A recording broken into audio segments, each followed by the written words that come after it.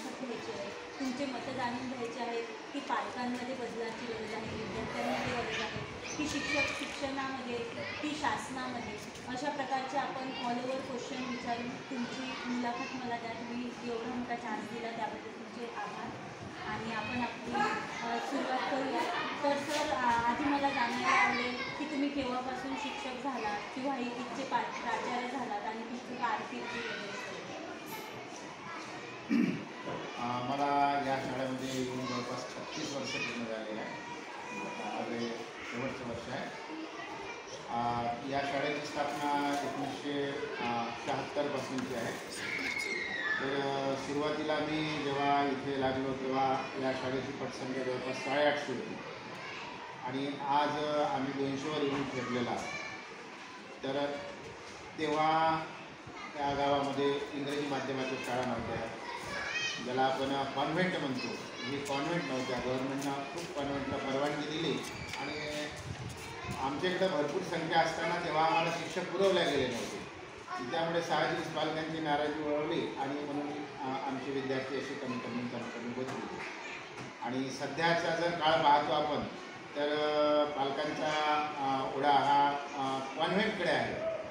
मग ते कॉन्व्हेंटमध्ये शिको अगर ना असो, शेजारचा मुलगा आहे म्हणून आपल्याला कॉन्व्हेंटमध्ये गेला पाहिजे. 4-5 कविता त्याला आला पण तेवढं पालक समाधानी असतात. म्हणून आमच्या मराठी शाळांमध्ये किंवा नगर परिषद शाळांमध्ये दिवसेंदिवस पटसंख्या कमी होताना दिसते. तरीसुद्धा आम्ही सध्या अकोला जिल्ह्यामध्ये 1 नंबरवर आहोत पटसंख्या.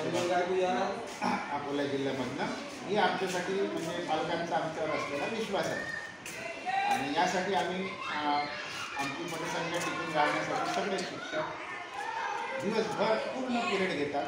एकही पिरियड असा वाया गमवत नाही. आणि त्याच्यात आनंदाची गोष्ट अशी की आमची शिकणारा विद्यार्थी हा विदाऊट ट्युशन आहे, पण गावातले सगळे प्रायव्हेट ज्या संस्था या सगळे विद्यार्थ्यांना ट्युशन असतात. आमच्याकडे जे पालक आहे ते विचार ट्युशन लावू शकत नाही आणि विद्यार्थ्यांकडे स्वतः लक्ष देऊ शकत नाही. खूपच छान सर, हा खूप छान अनुभव व्यक्त केला की त्यांना ट्युशन्स नाही आहे, म्हणजे त्यांचा वाया पैसा कुठेच जात नाही, तो आणखी एज्युकेशनमध्ये इन्व्हेस्ट करू शकतात. जसं की सर तुम्ही सांगितले की तुमची शाळा पूर्ण जिल्ह्यामध्ये 1 नंबरवर शाळा आहे की ज्यांची पटसंख्या इतकी वाढवून आहे आणि ते नक्कीच शिक्षकांच्या अथक प्रयत्नामुळे. सर, तुम्ही कोणते असे बदल केले की तुमची शाळेची पटसंख्या जशीच्या तशीच आहे, म्हणजे एवढी कमी नाही झाली? त्याला अनेक कारण आहेत. सगळ्यात महत्त्वाचं तडमडीचे शिक्षक आणि या शाळेला जे जुन्या शिक्षकांनी एक चांगलं संस्कार केलेले आहे, तर ते विद्यार्थी पालक आमच्या शाळेशी जुळून आहे. त्यांचा आमच्यावर विश्वास असल्यामुळं अजूनही आमची पटसंख्या टिकून आहे.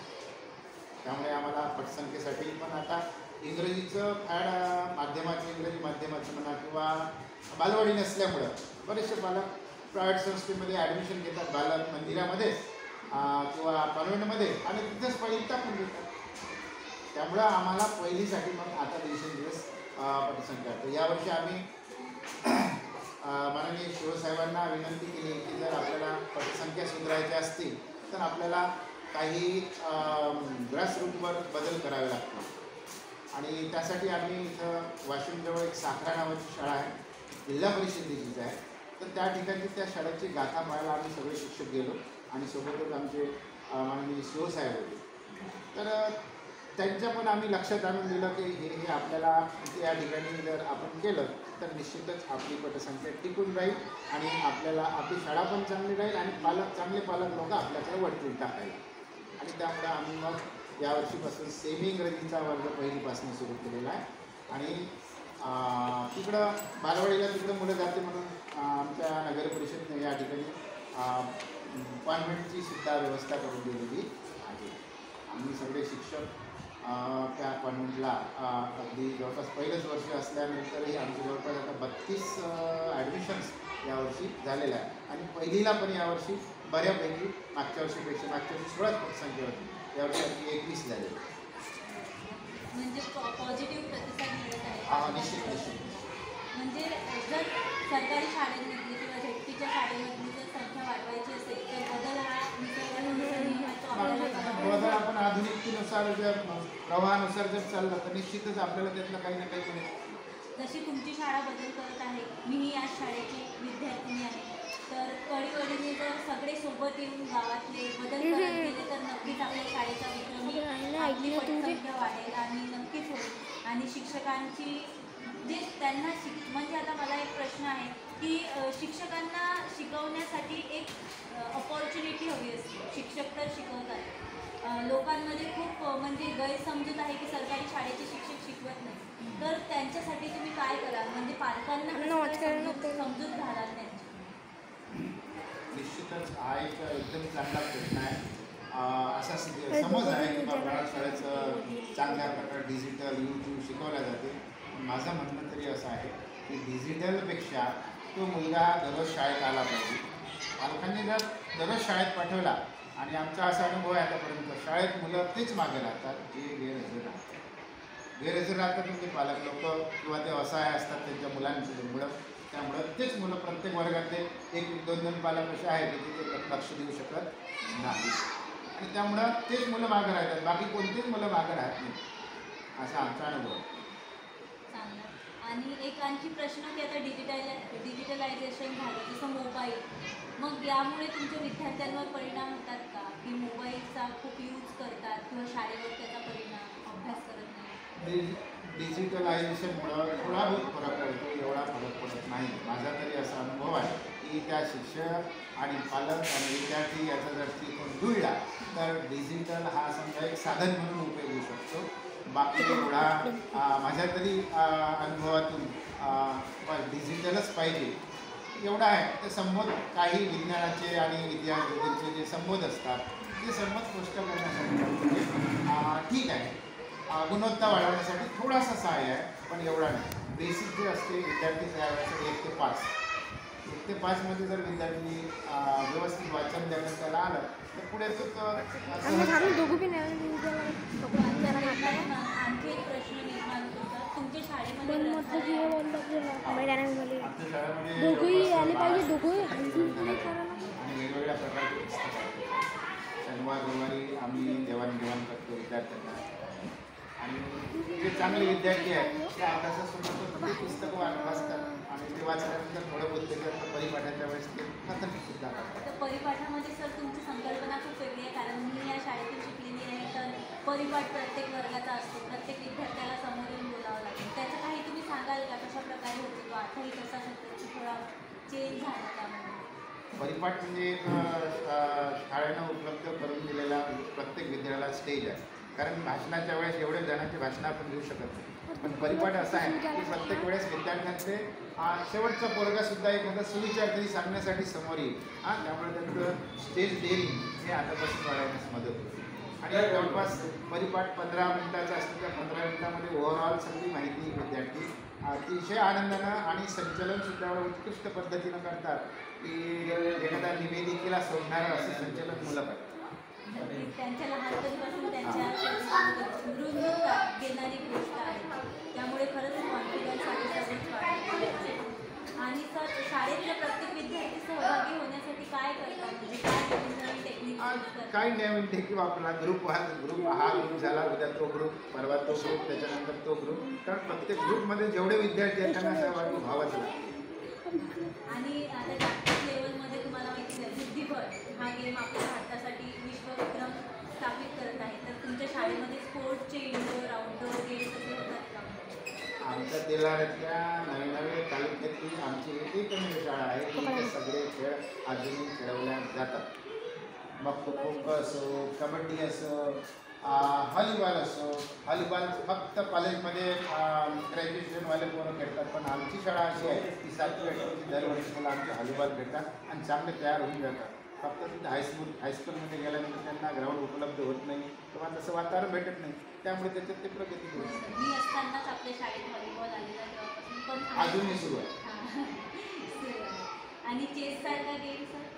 चेसचं तेच ना, यावर्षी आमच्या शिवकुमार साहेबांनी समाजातील मुली किंवा कलावंत जे लोक आहेत त्यांना आव्हान केलं, आणि त्या आव्हान दिल्याचं एक त्यांना निरोप पाठवून त्यांना एक सभा घेतली, आणि त्या सभेमध्ये आव्हान केलं, आणि लोक द्यायला एवढेच तयार आहेत, फक्त करून घेणाऱ्याची चाळ आहे. तर एक नगर परिषदचे प्रमुख म्हणून माननीय सतीशजी गावंडे साहेबांनी ज्यांना आव्हान केलं, तर असे गुणी लोक आम्हाला एक प्रशिक्षक म्हणून मिळालेले आहेत आणि जवळपास 1.5 महिना झालेला आहे. त्या 1.5 महिन्यामध्ये तुम्हाला जी दिसते हार्मोनियम वगैरे सगळी व्यवस्था आमच्या शिवसाहेबांनी आम्हाला करून दिली. चेस आणून दिले, जवळपास 15 चेसचे सगळे 30 आम्हाला ताबडतोब उपलब्ध करून दिले आणि आज आमचे जवळपास 7-8 पोरं छान तबला वाजवतात. हार्मोनियमला गायनाला सुरुवात झालेली आहे. संगीता गावंडे मॅडम गायनाचं घेतात. पडसकर सर दररोज विनामूल्य फुकट आमच्या विद्यार्थ्यांना दररोज 9 ते 10 एक तास मोफत मार्गदर्शन करतात. आणि कथ्थक डान्स जो आपला फक्त कानानं ऐकला होता तो आमच्या प्रत्यक्ष शाळेत सुरू झालेला आहे आणि छान परफॉर्मन्स या 15 ऑगस्टच्या कार्यक्रमाला आणि संस्कार भारतीचा जो कार्यक्रम झाला त्या दिवशी भागवत मंगल कार्यक्रम त्यामध्ये चांगला परफॉर्मन्स दिलेला आहे. सगळ्यांनी त्या कार्यक्रमाची वाहवा केलेली आहे. त्यानंतर चेस शिकवायला सुद्धा 2 टीचर्स आम्हाला उपलब्ध झालेले आहेत. ते सुद्धा दर शनिवार आणि रविवारी बंदी असताना चेसचं मार्गदर्शन करतात. काही मुलं बऱ्यापैकी चांगलं तयार झालेलं आहे 1.5 महिन्यामध्ये. सर तुम्ही म्हणजे इंटरेस्टेड आहात का त्यांना जागतिकपर्यंत नाही जर ते जायला त्याच उद्देशानं शिवसाहेबांचा जो बुद्धिबळ असा एक खेळ आहे की देशमुख नावाची शाली मुलगी विनर झालेली आहे. तर असे आनंद वगैरे आपल्या देशातून जास्त लागला. या शाळेची विद्यार्थी आहे तिची मुलगी संस्कृती वानकडे ही सुद्धा चेसमध्ये पण केलेली आहे. त्यामुळं चेस हा साहेबांच्या कल्पनेतून विद्यार्थ्यांना उपलब्ध झालेला आहे. म्हणजे शाळेत शिक्षणच नाही तर अनेक प्रकारचे मार्गदर्शन सर्वांगीण विकास झाला. म्हणतो शिक्षण म्हणजे काय फक्त गणित आणि इंग्रजी एवढं नाही, तर हा विद्यार्थ्यांचा सर्वांगीण विकास खऱ्या अर्थानं आता सुरू झालेला आहे. गव्हर्नमेंटनं याच्याकडे जर लक्ष दिलं असतं तर हे पहिले प्रत्येक शाळेत झालं असतं आणि इथचा विद्यार्थी दुसऱ्या शाळेत गेलाच नसता. आणि आता आपण असंही म्हणायला हे करू शकतो की या 2-3 वर्षात इतके बदल होऊन जातील की आपली शाळा उदाहरण होईल आमच्या तालुक्यात, जिल्ह्यात, निश्चित नाहीतर नाही महाराष्ट्रात होईल.